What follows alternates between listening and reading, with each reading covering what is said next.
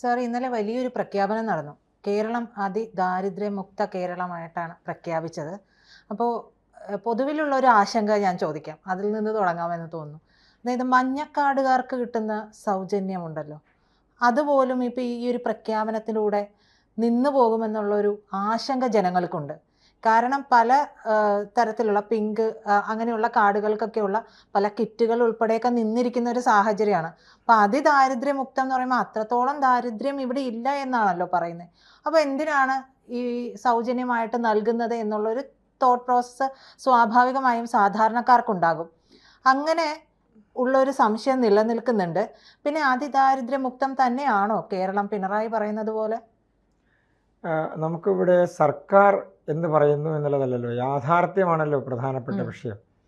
യഥാർത്ഥത്തിൽ അങ്ങനെ നമ്മുടെ സമൂഹത്തിൽ അല്ലെങ്കിൽ കേരളം മുഴുവൻ എടുത്താൽ വഴിവെക്കിൽ കിടന്ന് ഉറങ്ങുന്ന ആളുകൾ, ഭക്ഷണം കഴിക്കാൻ വേണ്ടി റോഡിൽ ഇപ്പോഴും കാത്തു നിൽക്കുന്ന ആളുകൾ, അതായത് പൊതുസമൂഹത്തിനിടയിൽ വീടുകളില്ലാത്ത ആളുകൾ, സ്ഥലമില്ലാത്ത ആളുകൾ, സ്ഥലവും വീടും പോകട്ടെ, റേഷൻ കാർഡ് വഴി കൃത്യമായി കിട്ടിക്കൊണ്ടിരിക്കുന്ന അവരുടെ സൗജന്യ റേഷൻ സംവിധാനങ്ങൾ അത് ലഭിച്ചുകൊണ്ടിരിക്കുന്ന ആളുകൾ, ഈ തരത്തിലുള്ള ആളുകൾ സംസ്ഥാനത്ത് എത്ര ലക്ഷമുണ്ട് എന്നുള്ളതിൻ്റെ കണക്കുകൾ സർക്കാരിൻ്റെ കയ്യിലുണ്ടോ എന്നുള്ളത് സംശയമാണ്. പക്ഷെ അതേസമയം തന്നെ പൊതുസമൂഹത്തിൽ അങ്ങനെയുള്ള ആളുകളെ നമുക്ക് ദൈനംദിന യാത്ര ചെയ്യുമ്പോൾ കാണാൻ കഴിയുന്നൊരു സാഹചര്യമുണ്ട്. ഇപ്പോൾ അങ്ങ് സൂചിപ്പിച്ച ഒരു പ്രധാനപ്പെട്ട വിഷയം, ജനത്തിനിടയിൽ ഈ അതിദാരിദ്ര്യം ഇല്ലാതെയായി എന്ന് പറഞ്ഞതിൻ്റെ മാനദണ്ഡത്തെ സംബന്ധിച്ചൊരു വലിയ പ്രധാനപ്പെട്ട ചർച്ച ഉണ്ട്.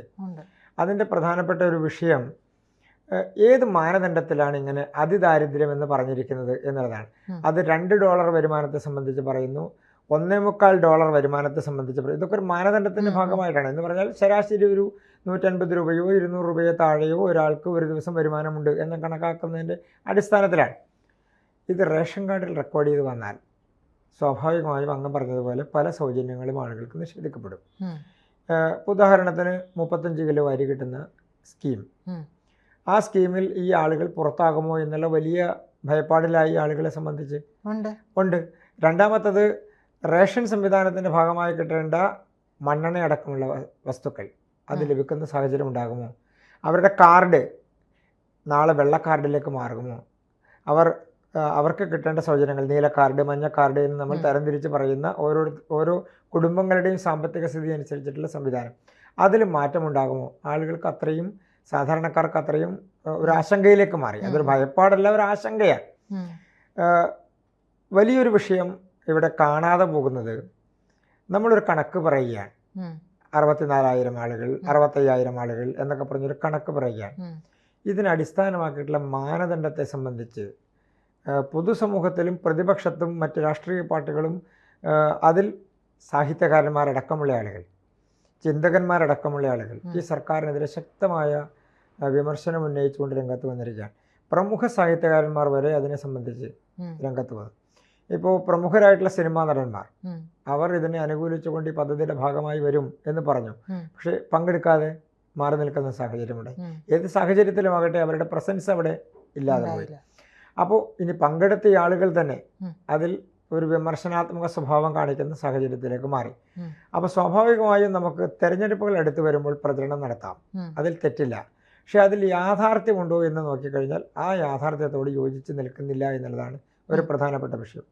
ഇപ്പോൾ കേരളത്തിൽ മാത്രമല്ല, രാജ്യത്തെമ്പാടും നമ്മുടെ ത്രിതല പഞ്ചായത്ത് സംവിധാനങ്ങൾ വഴിയോ അല്ലെങ്കിൽ പൊതുവിതരണ സംവിധാനങ്ങൾ വഴിയോ ആണ് സാധാരണക്കാർക്ക് അവരുടെ അടിസ്ഥാന സൗകര്യങ്ങൾ വികസിപ്പിക്കാനായിട്ടുള്ള സംവിധാനങ്ങൾ ലഭിക്കുന്നത്. നേരിട്ട് സർക്കാരിൽ നിന്ന് ലഭിക്കുന്ന പദ്ധതികൾ ഈ സംവിധാനങ്ങൾ വഴിയാണ് ലഭിക്കുന്നത്. ഒന്നുകിൽ ബ്ലോക്ക് പഞ്ചായത്ത്, ജില്ലാ പഞ്ചായത്ത്, ഗ്രാമപഞ്ചായത്ത്, അതല്ലെങ്കിൽ സർക്കാരിൻ്റെ മറ്റ് ഏജൻസികൾ വഴി ലഭിക്കുന്നത്. നേരിട്ട് സംസ്ഥാന സർക്കാരിൽ നിന്ന് ഒരു ആനുകൂല്യമല്ലല്ലോ ലഭിക്കുന്നത്. അവർക്കത് ലഭിക്കുന്നത് ഒന്നുകിൽ റേഷൻ കടകൾ വഴിയാകാം, അല്ലെങ്കിൽ പഞ്ചായത്തുകളോ വില്ലേജ് ഓഫീസുകളോ വഴിയൊക്കെ, അല്ലെങ്കിൽ കാർഷിക സംവിധാനങ്ങളാണെങ്കിൽ നമ്മുടെ ആ ഡിപ്പാർട്ട്മെൻറ്റുമായി ബന്ധപ്പെട്ടുകൊണ്ടുള്ള ഓഫീസുകൾ വഴി, അങ്ങനെയൊക്കെയാണ് പ്രധാനമായും ലഭിക്കുന്നത്. ഇവിടെയൊക്കെ ഒരു പ്രധാനപ്പെട്ട വിഷയമുള്ളത്, പല പദ്ധതികളുടെയും വിഹിതം എന്ന് പറയുന്നത് 50%, 70%, 75%, 80%. ഇങ്ങനെ ഓരോ പദ്ധതിക്കനുസരിച്ചിട്ടുള്ള വിഹിതമാറ്റമാണ്. ഇത് കേന്ദ്ര ഗവൺമെൻറ്റും സംസ്ഥാന ഗവൺമെൻറ്റും കൂടി ഒരുമിച്ച് നടപ്പാക്കുന്ന പദ്ധതികളാണ്. ത്രിതല പഞ്ചായത്ത് സംവിധാനത്തിൽ തനത് ഫണ്ട് ഉപയോഗിച്ചുകൊണ്ട് വികസനം നടത്താനോ ഈ തരത്തിലുള്ള സൗജന്യ സംവിധാനങ്ങൾ, അതായത് ആളുകളുടെ വ്യക്തികളുടെ ജീവിത നിലവാരം ഉയർത്താനുള്ള പദ്ധതികൾ ആവിഷ്കരിക്കാനോ ത്രിതല പഞ്ചായത്ത് സംവിധാനത്തിൽ അവരുടെ തനത് ഫണ്ട് ഉപയോഗിച്ചുകൊണ്ട് അവർക്കൊരു ഫണ്ട് നീക്കിയിരിപ്പ് നടത്താൻ സാധ്യമല്ലാത്തൊരു സാഹചര്യമാണുള്ളത്. കാരണം അതാത് പഞ്ചായത്ത്, ബ്ലോക്ക് പഞ്ചായത്ത്, മുനിസിപ്പാലിറ്റികൾ, കോർപ്പറേഷനുകൾ ഇവരൊക്കെ അവരുടെ ഫണ്ട് ഉപയോഗിച്ചുകൊണ്ട് നടക്കുന്നത് ദൈനംദിന മാനേജ്മെൻറ്റുകൾ മാത്രമാണ്. വികസനത്തിനോ ഈ തരത്തിലുള്ള ക്ഷേമ പ്രവർത്തനങ്ങൾക്കോ സാധ്യമല്ല. അത് ഉപയോഗിക്കുന്നത് സെൻട്രൽ ഫണ്ടിൻ്റെ, മെയിനായിട്ടും സെൻട്രൽ ഫണ്ടാണ് അതിനുവേണ്ടി ഉപയോഗിക്കുന്നത്. 50%, 60%, 70%, 80% വരെ കിട്ടുന്ന പദ്ധതികളാണ് പൂർണ്ണമായിട്ടും സെൻട്രലി എയ്ഡഡ് ആയിട്ടുള്ള ഫണ്ടുകളുടേത്. അങ്ങനെ കേരളത്തിന് കിട്ടിക്കൊണ്ടിരിക്കുന്ന പദ്ധതികൾ അത് യഥാർത്ഥത്തിൽ ജനങ്ങളിലേക്ക് പൂർണ്ണമായും എത്തിക്കാൻ നമ്മുടെ സംസ്ഥാനത്തെ പദ്ധതികൾക്ക് കഴിയുന്നുണ്ടോ എന്നുള്ളതൊരു പ്രധാനപ്പെട്ട വിഷയമാണ്. ഉദാഹരണത്തിന് ഇപ്പോൾ ഇടതുപക്ഷ ഗവൺമെൻറ്റിൽ തന്നെ ഏറ്റവും വിമർശനാത്മകമായി വന്നിട്ടുള്ള പ്രധാനപ്പെട്ട വിഷയം PMശ്രീ പദ്ധതിയുമായി ബന്ധപ്പെട്ടുകൊണ്ട്. ഇപ്പോൾ PMശ്രീ പദ്ധതി നടപ്പാക്കാൻ വിദ്യാഭ്യാസ വകുപ്പ് തീരുമാനിക്കുന്നു. ഉടനെ മുന്നണിയിൽ നിന്ന് തന്നെ തർക്കമുണ്ടാകുന്നു. CPI അതിനെ എതിർക്കുന്നു. സർക്കാർ ഉടനെ തന്നെ ഞങ്ങളത് തൽക്കാലത്തേക്ക് നടപ്പാക്കണ്ട എന്നുള്ള ഒരു തീരുമാനത്തിലേക്ക് പോകുന്നു. സ്വാഭാവികമായിട്ട് സംഭവിക്കുന്നത് PMശ്രീ പദ്ധതിയുടെ ഭാഗമായി സാധാരണ വിദ്യാർത്ഥികൾ പഠിക്കുന്ന സ്കൂളുകളിലേക്ക് SSA ഫണ്ടിൻ്റെ ഭാഗമായിട്ടാണെങ്കിലും അതല്ലെങ്കിൽ സാധാരണ സ്കൂളുകളിലെ എല്ലാ തരത്തിലുള്ള അവരുടെ സ്കൂളിൽ പഠിക്കാൻ വരുന്ന വിദ്യാർത്ഥികളുടെ നിലവാരം ഉയർത്താൻ വേണ്ട, അത് സ്പോർട്സ് രംഗത്ത്, വിദ്യാഭ്യാസ രംഗത്ത്, പഠന ഉപകരണങ്ങളുടെ കാര്യത്തിൽ, അവരുടെ ക്ലാസ് റൂമുകളുടെ നവീകരണത്തിൻ്റെ കാര്യത്തിൽ, സ്കൂളുകളുടെ അടിസ്ഥാന സൗകര്യ വികസനത്തിൻ്റെ കാര്യത്തിൽ അങ്ങനെ കിട്ടുന്ന ഫണ്ടുകൾ അത് ഇല്ലാതെയാകുന്നു എന്നുള്ളതാണ്. മറ്റൊന്ന് SSA ഫണ്ടിൻ്റെ ഭാഗമായി വരുന്ന മറ്റ് പദ്ധതികൾ അതെല്ലാം നിലക്കപ്പെടുന്നൊരു സാഹചര്യത്തിലേക്ക് പോകുന്നു. അതൊരു പ്രധാനപ്പെട്ട വിഷയമാണ്. മറ്റൊന്ന്, നമ്മുടെ ഈ പ്രഖ്യാപനം ഉണ്ടാകുന്നതോടുകൂടി കേരളം ഒരു വികസിത സംസ്ഥാനമായി മാറുന്നു, അല്ലെങ്കിൽ വികസിത സംസ്ഥാനത്തിലേക്ക് മാറുന്നു എന്നുള്ളൊരു ധാരണ ഉണ്ടാവുകയാണ്. ഇപ്പോൾ വികസിത സംസ്ഥാനം എന്ന് പറഞ്ഞാൽ വികസിത രാജ്യം എന്ന് കാണുന്ന ഒരു സാഹചര്യത്തിലേക്ക് നോക്കുന്ന ഒരു സാഹചര്യം ഉണ്ടാകുന്നു എന്നിരിക്കട്ടെ. ഇപ്പം നമ്മൾ അമേരിക്കയെ കാണുന്നു. നമ്മളൊരു മുതലാളിത്ത രാഷ്ട്രം എന്നാണല്ലോ പറയുന്നത്. അമേരിക്ക ഒരു മുതലാളിത്ത രാജ്യമാണ്. കേരളം അങ്ങനെ ഒരു സമ്പന്നമല്ല എന്നുള്ളതല്ല. കേരളം സമ്പന്നമായ സംസ്ഥാനം തന്നെയാണ്. പക്ഷേ അതിൻ്റെ അർത്ഥം നമ്മുടെ സംസ്ഥാനത്ത് സാധാരണക്കാർക്ക് സൗജന്യമോ അതല്ലെങ്കിൽ ക്ഷേമപ്രവർത്തനമോ അതല്ലെങ്കിൽ അവർക്ക് സർക്കാരിൽ നിന്ന് കിട്ടേണ്ട ആനുകൂല്യങ്ങൾ ലഭിക്കേണ്ടതില്ല എന്നുള്ളതോ അല്ല. അത് ഒരു പ്രഖ്യാപനത്തിലൂടെ നഷ്ടപ്പെടുന്ന സാഹചര്യം ഉണ്ടായാൽ വലിയ ആശങ്കയുണ്ടാകും. ആ ആശങ്ക പരിഹരിക്കുക എന്നത് സർക്കാരിൻ്റെ ഉത്തരവാദിത്തമാണ്. അത് ശരിക്കും പറഞ്ഞാൽ ഇപ്പോൾ സാറ് പറഞ്ഞതിൽ നിന്ന് ഈ ഒരു പ്രഖ്യാപനം വഴി കേന്ദ്രത്തിൽ നിന്ന് കിട്ടേണ്ട പല ആനുകൂല്യങ്ങളും ഇല്ലാതെയാകുമെന്ന് തന്നെയല്ലേ? അതായത് മുഖ്യമന്ത്രി ഇത് മനഃപൂർവ്വം ചെയ്തു വെച്ചതാണെന്ന് പറഞ്ഞാലോ? അങ്ങനെ പറയാം. അല്ലെങ്കിൽ ഞാൻ ചോദിക്കട്ടെ, ഇപ്പോൾ പലതരത്തിലുള്ള സദസ്സുകൾ ഇദ്ദേഹം നടത്തുന്നുണ്ട്. കഴിഞ്ഞ വർഷം എനിക്ക് തോന്നുന്നു നവകേരള സദസ്സല്ല, കേരളീയം നടത്തി. അപ്പോൾ ചില സമയങ്ങളിൽ ഇത്തരത്തിലുള്ള കൃത്യമായ രീതിയിൽ ആസൂത്രണം ചെയ്തുകൊണ്ട് ഇത്തരത്തിലുള്ള ചില പ്രഖ്യാപനങ്ങൾ നടത്തുന്നു. ഇന്നലെ കാണുന്നുണ്ട് ഒരുപാട് പദ്ധതികളാണ്. ഈ പദ്ധതികളുടെയൊക്കെ ആനുകൂല്യങ്ങൾ സത്യത്തിൽ ഈ പറയുന്ന ആളുകൾക്കൊക്കെ ലഭിച്ചിട്ടുണ്ടോ എന്നുള്ളതിൻ്റെ കണക്കുകളൊന്നും വ്യക്തമല്ല. അതിൻ്റെ ഏറ്റവും നല്ല എക്സാമ്പിൾ എടുക്കേണ്ടത് ലൈഫ് പദ്ധതിയുമായി ബന്ധപ്പെട്ടുകൊണ്ട്. ഈ ലൈഫ് പദ്ധതിയിൽ ത്രിതല പഞ്ചായത്ത് സംവിധാനത്തിലെ നഗരപ്രദേശങ്ങൾ ഉൾപ്പെടുന്ന മുനിസിപ്പൽ അല്ലെങ്കിൽ കോർപ്പറേഷൻ പരിധിയിൽ മുനിസിപ്പാലിറ്റികളിൽ ലൈഫ് പദ്ധതികൾ നിലച്ചു പോയിട്ട് എത്രയോ വർഷമായി എന്ന് പരിശോധിക്കപ്പെടേണ്ടതാണ്. 2018-ലും 2017-ലും 2016-ലും ഞാനൊന്ന് പിറകോട്ട് പോവാണ്. ആ കാലഘട്ടം മുതൽ പദ്ധതികൾക്ക് സമർപ്പിക്കപ്പെട്ടിട്ടുള്ള ബെനിഫിഷ്യറി ലിസ്റ്റിൽ ഒരു പേപ്പർ പോലും അനങ്ങാതെ ആ ബെനിഫിഷ്യറി ലിസ്റ്റ് നടപ്പാകാതെ ഇരിക്കുന്ന സംസ്ഥാനമാണ് നമ്മുടേത്. ഇപ്പോൾ ഏത് മുനിസിപ്പാലിറ്റിയും എടുത്ത് നോക്കിക്കോളൂ. ഒരു 2015-16 ശേഷമുള്ള അവിടുത്തെ ലൈഫ് പദ്ധതികളുടെ ബെനിഫിഷ്യറി ലിസ്റ്റ് ഒരു സ്ഥലത്തും നടപ്പായിട്ടില്ല എന്നുള്ളതാണ്. ഏതെങ്കിലും സ്ഥലത്തുണ്ടെങ്കിൽ ആ മുനിസിപ്പാലിറ്റികൾ പറയട്ടെ, ഞങ്ങളുടെ മുനിസിപ്പാലിറ്റി അത് നടപ്പാക്കിയതാണ്, ലൈഫ് പദ്ധതികൾ അത് നടപ്പാക്കിയിട്ടുണ്ട് എന്നുള്ളത്. അതിൻ്റെ പ്രധാനപ്പെട്ട കാരണം ലൈഫ് പദ്ധതി നടപ്പാക്കുമ്പോൾ അതിൻ്റെ സംസ്ഥാന വിഹിതമുണ്ട്, കേന്ദ്ര വിഹിതമുണ്ട്, ബെനിഫിഷ്യറി വിഹിതമുണ്ട്. ഇതിൽ സംസ്ഥാനത്തിൻ്റെ വിഹിതം അടച്ചു കഴിഞ്ഞാൽ മാത്രമേ കേന്ദ്രത്തിൻ്റെ വിഹിതം കിട്ടൂ. ബെനിഫിഷ്യറി വിഹിതവും കൊടുക്കാൻ കഴിയും. അത് 1.5, 2, 50,000 എന്നുള്ള നിലക്കാണ്. അപ്പോൾ അതിൽ സംസ്ഥാനത്തിൻ്റെ വിഹിതം കൊടുത്ത് അടച്ചാൽ മാത്രമേ മുനിസിപ്പാലിറ്റികളെ സംബന്ധിച്ച് ആ ലൈഫിൻ്റെ പദ്ധതി നടപ്പാക്കാൻ വേണ്ടി കഴിയൂ. അത് ആ ഷെയർ കൊടുക്കാത്തത് കൊണ്ട് കേന്ദ്ര ഷെയർ കിട്ടുന്നില്ല. കേന്ദ്ര ഷെയർ കിട്ടി സംസ്ഥാനത്തിൻ്റെ ഷെയറും കിട്ടാത്തത് കൊണ്ട് ലൈഫ് പദ്ധതിയുടെ സാങ്ഷനിങ് ആവാത്തത് കൊണ്ട് സ്വാഭാവികമായും ബെനിഫിഷ്യറി ലിസ്റ്റ് നടപ്പാക്കാൻ കഴിയുന്നില്ല. ബെനിഫിഷ്യറീസിൻ്റെ ഷെയറും കൊടുക്കാൻ കഴിയുന്നില്ല. അപ്പോൾ ഇവിടെ ഒരു പ്രധാനപ്പെട്ട പ്രശ്നമുള്ളത് ലൈഫ് പദ്ധതിയിലെ ഈ വീടുകൾ നൽകണമെന്നുണ്ടെങ്കിൽ അവിടുത്തെ സംസ്ഥാനത്തിൻ്റെ വിഹിതം മുനിസിപ്പാലിറ്റികൾക്ക് കൊടുത്ത് നഗരപ്രദേശങ്ങളിലെ ആളുകൾക്ക് അത് ലഭിക്കാനുള്ള സാഹചര്യം ഒരുക്കണം എന്നുള്ളതാണ്. അത് നഷ്ടപ്പെടുന്നു, നടപ്പാക്കാൻ കഴിയുന്നില്ല. കഴിഞ്ഞ 10 വർഷമായിട്ട് ഡെഡായി നിൽക്കുകയാണ്, ഒരു ഇഞ്ച് പോലും മുന്നോട്ട് പോകുന്നില്ല. അപ്പോൾ ആ പദ്ധതി നടപ്പാക്കാൻ വേണ്ടിയിട്ടുള്ള ഒരു തീവ്ര ശ്രമം ഉണ്ടാകണ്ടേ, ഫണ്ട് വകയിരുത്തണ്ടേ. ഇവിടെ ലൈഫ് പദ്ധതി വഴി ആർക്കാ വീട് കിട്ടാൻ അർഹരായിട്ടുള്ളത്?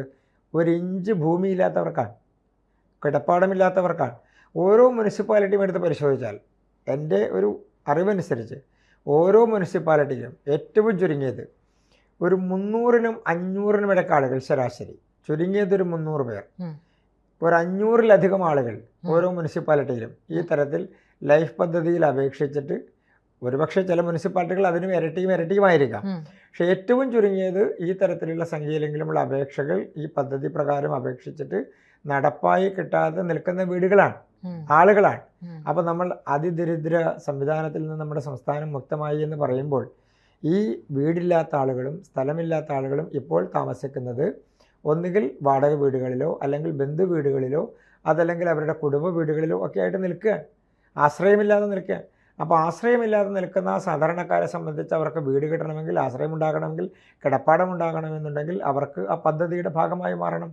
അത് സംസ്ഥാനത്തിൻ്റെ വിഹിതം കൃത്യമായി നടപ്പാക്കാത്തത് കൊണ്ട്, കൊടുക്കാത്തത് കൊണ്ട് കേന്ദ്രവിഹിതവും കിട്ടുന്നില്ല, പദ്ധതി നടപ്പാക്കുന്നില്ല, ബെനിഫിഷ്യറി വിഹിതവും കൊടുക്കാൻ കഴിയുന്നില്ല. 4 ലക്ഷം രൂപ കൊണ്ട് പണിയാൻ കഴിയുന്ന ചെറിയതെങ്കിൽ ചെറുത്, അവർക്കിടെ മിതമായ സൗകര്യത്തിനിടയിൽ താമസിക്കാൻ കഴിയുന്ന സ്വന്തമായൊരു സ്ഥലം എന്ന് പറയുന്നൊരു സാഹചര്യം നഷ്ടപ്പെടുകയാണ്.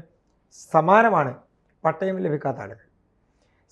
സംസ്ഥാന സർക്കാരുകൾ പലപ്പോഴും പട്ടയം മേളകൾ നടത്താറുണ്ട്. ഇവിടെ കൊടുക്കുന്ന പട്ടയ ഭൂമി പരിശോധിക്കപ്പെടേണ്ടതാണ്. ഒന്നുകിൽ വന്യജീവികളുടെ അക്രമം ഉണ്ടാകുന്ന സ്ഥലങ്ങൾ, അതല്ലെങ്കിൽ പുറമ്പോക്കിനടുത്തുള്ള സ്ഥലങ്ങൾ, അതല്ലെങ്കിൽ ഉപയോഗശൂന്യമായ സ്ഥലങ്ങൾ. ഈ തരത്തിലുള്ള സ്ഥലങ്ങളാണ് പട്ടയ ഭൂമിയായി പലപ്പോഴും സർക്കാരുകൾ വിതരണം ചെയ്തിട്ടുള്ളത്. അത് ഇടുക്കി ജില്ലയിലാണെങ്കിലും വയനാട് ജില്ലയിലാണെങ്കിലും മറ്റേത് ജില്ല എടുത്ത് നോക്കിയാലും പത്തനംതിട്ടയിലാണെങ്കിലും ഒക്കെ, നമ്മുടെ മലയോര മേഖലകളുടെ കാര്യമാണ് ഞാൻ പറഞ്ഞത്. ഇനി നഗരപ്രദേശങ്ങളിൽ ഉൾപ്പെടുന്ന ജില്ലകളിൽ എടുത്ത് നോക്കിയാലും പട്ടയം കൊടുത്തിട്ടുള്ള ആളുകൾക്ക് കൊടുത്തിട്ടുള്ളത് ഈ തരത്തിലുള്ള ഭൂമി. ഇപ്പോൾ എറണാകുളം ജില്ലയിലെ കുറച്ചുകൂടി ഉൾപ്രദേശം, തൃശ്ശൂരിലെ ഉൾപ്രദേശങ്ങളിലൊക്കെ പോകുന്ന സ്ഥലം, അവിടെയൊക്കെ കൊടുത്തിട്ടുള്ളത് ഉപയോഗശൂന്യമായിട്ടുള്ള ഭൂമികളാണ്. അവർക്കൊന്നും പട്ടയം ലഭിച്ചിട്ടില്ല എന്ന് മാത്രം. അതായത് പേപ്പറിൽ പട്ടയം ഉണ്ടാകും, യഥാർത്ഥത്തിൽ അവർക്ക് ഭൂമി ലഭിച്ചിട്ടില്ല. ഇനി ഭൂമി ലഭിച്ചിട്ടുണ്ടെങ്കിൽ പുറമ്പോക്ക് ഭൂമിയോട് ചേർന്നിട്ടുള്ള ഭൂമികളാണ് എന്ന് പറഞ്ഞാൽ വില്ലേജ് ഓഫീസിൽ ചെന്നാൽ അതെല്ലാം പുറമ്പോക്ക് ഭൂമിയാണ് എന്ന് കാണിച്ച് അവർക്ക് ഒരു ബാങ്ക് ലോൺ എടുക്കാനോ ഒരു കെട്ടിടം പണിയാനോ ഒരു നടപടി ചെയ്യാനോ ഒന്നും കഴിയാത്ത സാഹചര്യമാണ്. പട്ടയം കൊടുക്കാത്ത സ്ഥലങ്ങളുണ്ട്. പട്ടയം കൊടുത്തിട്ടും കൃത്യമായി അവർക്ക് അത് രേഖയായി സർക്കാരിൽ നിന്ന് അല്ലെങ്കിൽ കളക്ടറേറ്റിൽ നിന്ന് അല്ലെങ്കിൽ ത്രിതല പഞ്ചായത്ത് സംവിധാനത്തിൽ നിന്ന് അവർക്കത് അവകാശരേഖയായി കൊടുത്ത് കരമടച്ച് അവരുടേതാക്കി മാറ്റാൻ കഴിയാത്ത സ്ഥലങ്ങളുണ്ട്. അപ്പോൾ പട്ടയം കൊടുക്കുന്നതും ഈ തരത്തിൽ തട്ടിപ്പാണെന്ന് പറയാൻ കഴിയില്ല, പക്ഷേ യഥാർത്ഥത്തിൽ അവർക്കതിൻ്റെ പ്രയോജനം ലഭിക്കുന്നില്ല. ഏതാണ്ട് സമാനമാണ് ഈ പ്രഖ്യാപിക്കപ്പെടുന്ന പദ്ധതികളുടെ ഗുണഭോക്താക്കൾക്ക് അത് ലഭിക്കുന്നില്ല എന്നുള്ളതും. ആശമാർ എത്രയോ കാലമായി സമരം ചെയ്തു. കഴിഞ്ഞ ദിവസമാണ് അവർ ആ സമരത്തിൽ നിന്ന് പിന്മാറിയത്. ചെറിയ വേതനത്തിന് വർധനമുണ്ടായപ്പോൾ അവർക്ക് ഇത്രയും നാളായതുകൊണ്ടായിരിക്കാം ഒരുപക്ഷെ അവർക്ക് ആ സമരത്തിൽ നിന്ന് പിന്മാറേണ്ട സാഹചര്യമുണ്ടായി. പക്ഷേ 1 വർഷത്തോളമാണ് അവർ സമരം നടത്തിയത്. 9-10 മാസത്തോളമാണ് സമരം നടത്തിയത്. അത്രയും വലിയ പ്രക്ഷോഭത്തിലേക്ക് പോകേണ്ടി വന്നു. അപ്പോൾ സാധാരണക്കാരെ സംബന്ധിച്ച് അവരുടെ നിലവാരം ഉയരുന്നുണ്ടോ, ജീവിത നിലവാരം ഉയരുന്നുണ്ടോ എന്നുള്ളതാണ്. അതിൽ എത്രത്തോളം മുന്നോട്ട് പോകാൻ ഈ മാനദണ്ഡങ്ങൾക്കനുസരിച്ച് കഴിഞ്ഞിട്ടുണ്ടോ എന്നുള്ളത് ഒരു പ്രധാനപ്പെട്ട ചർച്ച ചെയ്യപ്പെടേണ്ട വിഷയം തന്നെയാണ്. കൂടുതൽ വാർത്തകളും വിശേഷങ്ങളും നിങ്ങളിലേക്ക് എത്താൻ ABC മലയാളം സബ്സ്ക്രൈബ് ചെയ്യുക, ബെൽ ബട്ടണും അമർത്തുക.